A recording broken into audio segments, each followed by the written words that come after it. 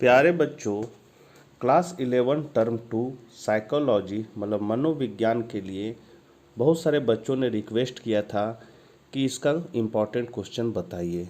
तो आप लोगों के रिक्वेस्ट पर ही मैं यह वीडियो बना रहा हूँ। शुरू करने से पहले आपसे निवेदन है कि अपने चैनल इकोनॉमिक्स प्लस पर नए हैं तो चैनल को जरूर सब्सक्राइब कर ले और मनोविज्ञान के बच्चों तक यह वीडियो जरूर शेयर करें। तो चलिए हम लोग आज कुछ नया सीखते हैं।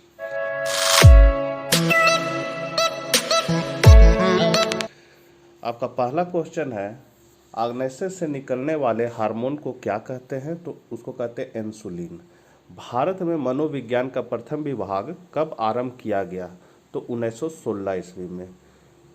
न्यूरॉन किसे कहते हैं? तो तंत्रिका तंत्र में पाए जाने वाले कोष को न्यूरॉन कहते हैं। अधिक लंबे विषय के अधिगम के लिए कौन विधि अधिक उपयुक्त है? तो अंश विधि। हमारी आँख कितनी परतों से बनी होती है? तो 3 परतों।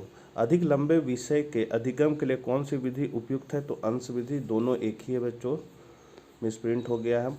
हमारी आँख कितनी परतों में होती है? तो हमारी आँख 3 परतों में बनी होती है। समस्या पहचान के बाद शोधकर्ता समस्या का एक वैकल्पिक उत्तर ढूंढता है, उसे क्या कहा जाता है? तो उसको कहते हैं परिकल्पना। व्यवहारवाद की नींव किसने डाली थी? तो वाटसन ने। अवधान के किन्हीं 2 प्रकारों का वर्णन करें? तो इसके 2 प्रकार है, ऐच्छिक अवधान और अनैच्छिक अवधान। ऐच्छिक अवधान वैसा अवधान है जिसमें व्यक्ति की इच्छा की प्रधानता होती है, अर्थात व्यक्ति स्वयं के इच्छा के कारण अन्य उद्दीपनों की अपेक्षा कर उद्दीपन विशेष पर ध्यान देता है, तो ऐसे अवधान को ऐच्छिक अवधान कहते हैं। ऐच्छिक अवधान में निहित मुख्य बातें हैं, उद्देश्य, प्रेरणादायक इच्छा और अन्य उद्दीपन की चेतना, उपेक्षा। अनैच्छिक अवधान जैसे वैसा अवधान जिसमें इच्छा, रुचि, प्रेरणा तथा ध्येय की उपेक्षा होती है, अनैच्छिक अवधान कहा जाता है। यह अवधान उद्दीपक की तीव्रता के कारण चेतना केंद्र में आता है, जैसे पटाखा फूटना, सुंदर स्वरूप आदि।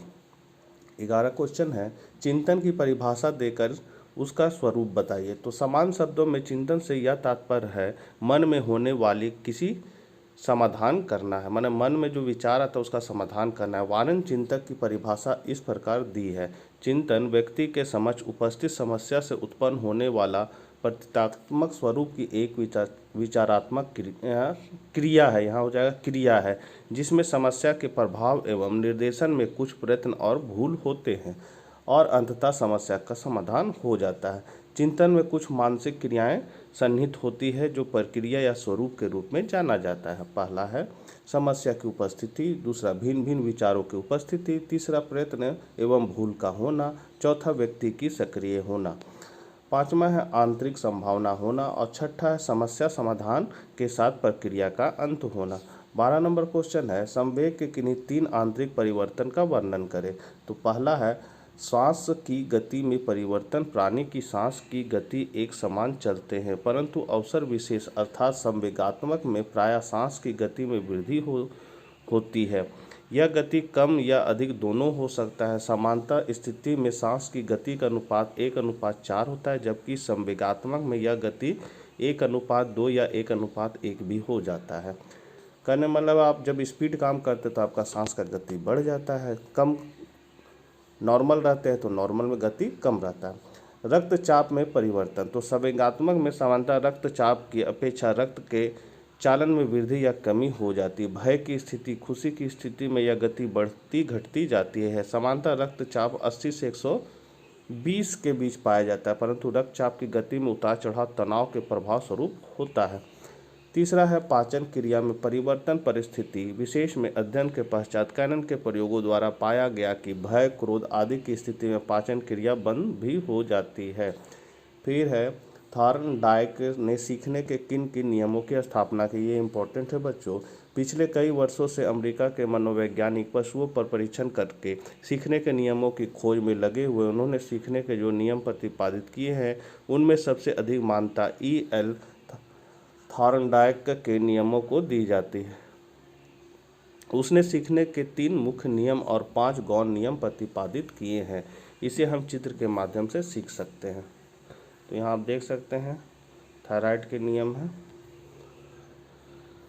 ये है मुख्य नियम, ये गौण नियम है। मुख्य नियम में तत्परता, अभ्यास, प्रभाव, और गौण नियम है बहु प्रतिक्रिया, मनोवृत्ति, आंशिक क्रिया, आत्मीकरण और साहचर्य परिवर्तन। इसी को यहाँ पॉइंट में बना के लिखा हुआ है बच्चों, तो आप लोग यहाँ से लिख सकते हैं।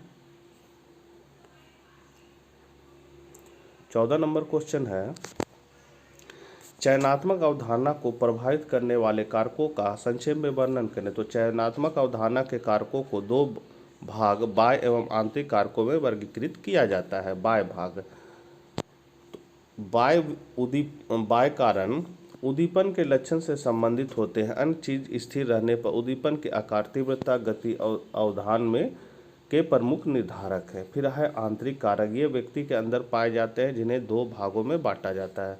अभिप्रेरणात्मक कारक, इसका संबंध हमारी जैविक एवं सामाजिक आवश्यकता से होता है। जैसे हम भूख लगती है तब हम भोजन की हल्की गंध भी सूंघ लेते हैं। और सहानात्मक कारक, इसके अंतर्गत अभिरुचि, अभिवृत्ति आदि आते हैं तथा जिस वस्तु के प्रति अभिवृत्ति अनुकूल होती है वह हमारा ध्यान खींचती है। 15 है, प्रेक्षण से क्या तात्पर्य, इसके गुण दोषों का संक्षेप में वर्णन करें। तो प्रेक्षण का साधारण अर्थ है किसी व्यवहार या घटना को देखना। किसी घटना को देखकर क्रमबद्ध रूप से उसका वर्णन प्रेक्षण कहलाता है।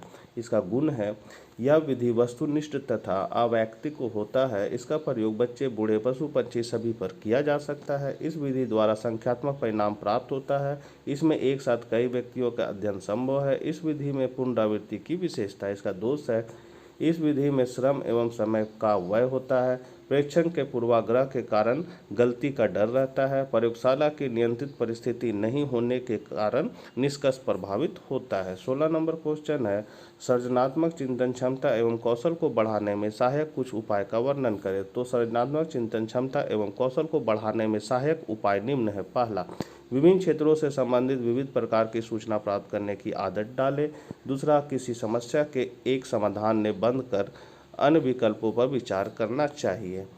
तीसरा है, अपनी रुचि एवं शौक को ऐसे काम में लगाना चाहिए जिसमें मौलिक चिंतन की आवश्यकता हो। चौथा है, पूर्वोक्त के अतिरिक्त आत्मविश्वासी एवं सकारात्मक बने। फिर है, समस्या से संबंधित स्वयं की रक्षा व्यक्तियों के प्रति सजग रहना चाहिए।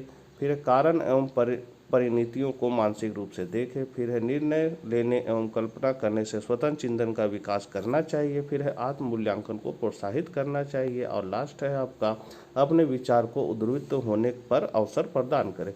17 नंबर क्वेश्चन है, दीर्घकालीन स्मृति में श्रेणीबद्ध संगठन क्या है। तो दीर्घकालीन स्मृति में बड़े पैमाने पर सूचनाओं का संग्रह होता है जिसका उपयोग कुशलतापूर्वक किया जाता है। सूचनाओं के संबंध में भेद और लक्षण जानने के लिए उन्हें संगठित करना आवश्यक होता है। दीर्घकालीन स्मृति के संबंध में निम्नलिखित प्रश्नों के सही उत्तर के आधार पर सूचनाओं को संगठित किया जाता है। सूचना किसके संबंध में है, सूचना में प्रयुक्त मुक्त पद किस श्रेणी या जाति का है, किस तरह के प्रश्नों का उत्तर हाँ या ना में दिए जा सकते हैं, सूचना सामाजिक, मानसिक, आर्थिक किस प्रकार के कारकों पर आधारित है, और स्मृति पर आधारित प्रश्नों के उत्तर देने में कितना समय लिया जाता है। दीर्घकालीन स्मृति में ज्ञान प्रतिनिधान की सबसे महत्वपूर्ण इकाई सप्रत्यय है, जहाँ सन प्रत्यय समान लक्षण वाले वस्तु अथवा घटनाओं के मानसिक संवर्ग होते हैं। सूचना प्रात्यक्षिक रूप से प्रतिमाओं के रूप में संकेतित की जाती है। सन 1969 में एलन कोलिंस तथा रॉस किबुलियन ने शोध पत्र के माध्यम से बताया कि दीर्घकालीन स्मृति में सूचना श्रेणीबद्ध रूप से संगठित होते तथा उसकी एक जालीदार संरचना होती है। 18 है, विकासात्मक कार्य क्या है, उदाहरण देकर स्पष्ट करते। तो मानव जीवन विविधताओं के भंडार का मालिक होता है। तरह तरह के परिवर्तन, आकांक्षाएं, कला, व्यवहार एवं अवस्था के साथ वह बाल अवस्था से वृद्धावस्था को प्राप्त कर लेता है। भिन्न भिन्न मानव अपने परिवेश, आनुवंशिकता, परिस्थिति और अवस्था के वशीभूत होकर अलग अलग विकास परिणाम को पाता है। मानवीय विकास समानता अवधि या अवस्थाओं के रूप में संपन्न होता है। लोग तरह तरह के आचरण और परिणाम के हकदार बनकर जीते हैं। एक ही घटना का प्रभाव बच्चे, युवा, वृद्ध और अलग अलग देखा जाता है। मानव जीवन विभिन्न अवस्थाओं से होते हुए आगे बढ़ता है। युवा फिल्म देखना पसंद करता है तो वृद्ध भजन में तल्लीन रहता है। विकासात्मक अवस्थाएं अस्थायी रूप से कार्यरत होते हैं तथा प्रभावी लक्षण के द्वारा पहचाने जाते हैं। कारण परिणाम की व्याख्या अवधि और अवस्था के आधार पर की जा सकती है। कोई वर्तमान की दशा से संतुष्ट रहता है तो कोई भविष्य की कामना में साधना करता हुआ देखा जाता है। निसंदेह विकास की एक अवस्था से दूसरी अवस्था के मध्य विकास के समय और दर के सापेक्षिक व्यक्ति निश्चित रूप से भिन्न होते हैं। यह सत्य है कि कला, कौशल, प्रशिक्षण और निपुणता एक विशिष्ट अवस्था तथा परिस्थिति में सरलता से ग्रहण किया जा सकता है। सीखने की क्रिया के एक विशिष्ट अवस्था को अनुकूल माना जाता है। संबंधित व्यक्ति की कला और योग्यता से पूरा समाज लाभ पाने के लिए उसे प्रेरित करने लगता है। सीखे गए ज्ञान तथा उपलब्ध योग्यता का दूसरे के लिए व्यवहार लाने से संबंधित कार्य को विकासात्मक कार्य माना जाता है। विकासात्मक कार्य व्यक्ति की अवस्था एवं निपुणता, यहाँ निपुणता हो जाएगा, पर आधारित होता है, जो अवधि, अवस्था एवं परिवेश के कारण कम और अधिक, मंद और तीव्र, अच्छा या बुरा कुछ भी हो सकता है। 19 क्वेश्चन है, स्मृति एक रचनात्मक प्रक्रिया है से क्या तात्पर्य। तो स्मृति एक रचनात्मक प्रक्रिया है जहाँ सूचनाएं व्यक्ति के पूर्व ज्ञान, समझ एवं प्रत्याशाओं के अनुसार संकेतित एवं संचित की जाती है। मनोवैज्ञानिक बार्टलेट ने क्रमिक पुनरुत्पादन विधि पर आधारित प्रयोग किया, जिसमें प्रतिभागी याद की हुई सामग्री को भिन्न भिन्न समयांतरों पर प्रत्यावाहन करते थे। प्रयोग में पाए जाने वाले बार्टलेट ने स्मृति की रचनात्मक प्रक्रिया को समझने के लिए उपयोगी माना। उन्होंने गलतियों को वांछनीय संशोधनों तथा समानुकूल अर्थ प्रकट करने का प्रयास मानकर खुशी व्यक्त की है। बार्टलेट ने बताया है कि कोई विशिष्ट स्मृति व्यक्ति के ज्ञान, लक्षणों, अभिप्रेरणा, वरीयता तथा अन्य कई मनोवैज्ञानिक प्रक्रियाओं को प्रभावित करते। 20 क्वेश्चन है, सन प्रत्यय क्या है। चिंतन प्रक्रिया में सन प्रत्यय की भूमिका की व्याख्या के। तो सन प्रत्यय का अर्थ है ज्ञान परिधान की सबसे महत्वपूर्ण इकाई सन प्रत्यय है। सन प्रत्यय उन वस्तुओं एवं घटनाओं के मानसिक संवेग है जो कई प्रकार से एक दूसरे के समान है, अर्थात सन प्रत्यय निर्माण हमें अपने ज्ञान को व्यवस्थित या संगठित करने में सहायता करता है। चिंतन प्रक्रिया में सन प्रत्यय की भूमिका। चिंतन हमारे पूर्व अर्जित ज्ञान पर निर्भर करता है। जब हम एक परिचित अथवा अपरिचित वस्तु या घटना को देखते हैं तो उसके लक्षणों को पूर्व ज्ञान से जोड़कर उन्हें जानना पहचानना चाहते हैं। यही कारण कि हमें सेब को फल कहने में, कुत्तों को जानवर मानने में, औरत को दया की प्रतिमा कहने में कोई कठिनाई नहीं होती है। सन प्रत्यय एक संवर्ग का मानस चिंतन है।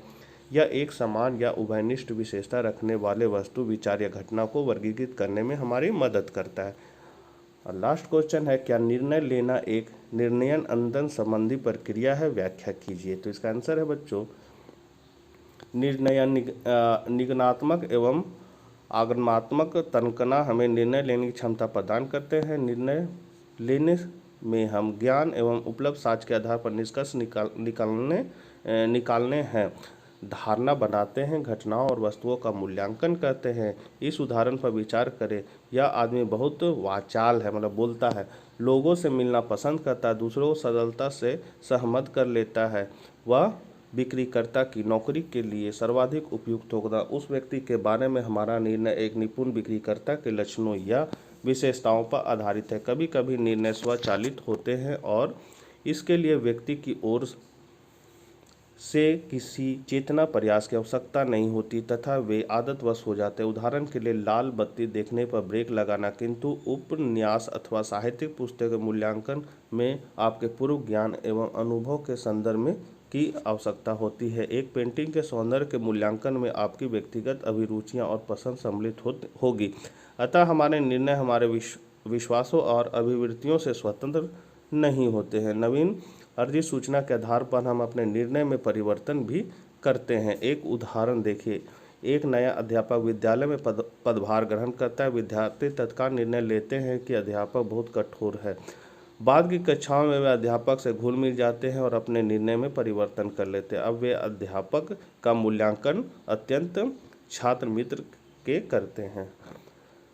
अनेक समस्याएं जिनका समाधान हम प्रतिदिन करते हैं उसमें निर्णय की आवश्यकता पड़ती है। पार्टी में जाने के लिए क्या पहने, रात के भोजन में क्या खाएं, हमें अपने मित्र से क्या कहना है, इन सभी प्रश्नों का उत्तर अनेक विकल्पों में से किसी एक विकल्प को चुनने में पाया जाता है। निर्णय में हम विकल्पों का चयन करते हैं जो कभी कभी व्यक्तिगत महत्व के विकल्पों पर आधारित हो। निर्णय और निर्णय परस्पर संबंधी प्रतिक्रिया है। निर्णय में हमारे समझ जो समस्या होती है वह प्रत्येक विकल्प से संबंधित लागत लाभ का मूल्यांकन करते हुए विकल्पों में से चयन करने का विकल्प जब हमारे पास है तो यह निर्णय हमारी रुचि, भावी अवसर, पुस्तकों की उपलब्धता, अध्यापकों की दक्षता इत्यादि पर आधारित होगी।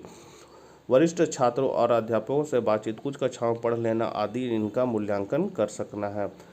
तो बच्चों आप लोग देख सकते हैं, ये लास्ट क्वेश्चन था। मिलते हैं आपका नेक्स्ट वीडियो में, तब तक के लिए आज्ञा दीजिए। Bye bye.